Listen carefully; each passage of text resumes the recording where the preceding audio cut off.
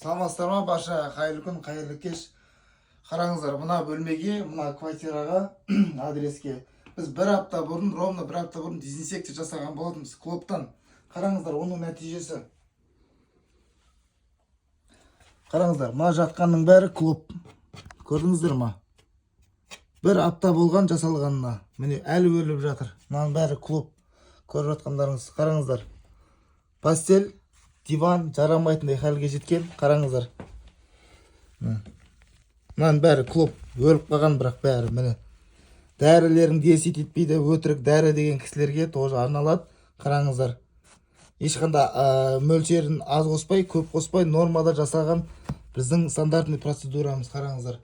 Және де мынау диванның қазір жағдайы тағы да көреміз. Жасау керек болса қазір жасаймыз, тағы да жасаймыз.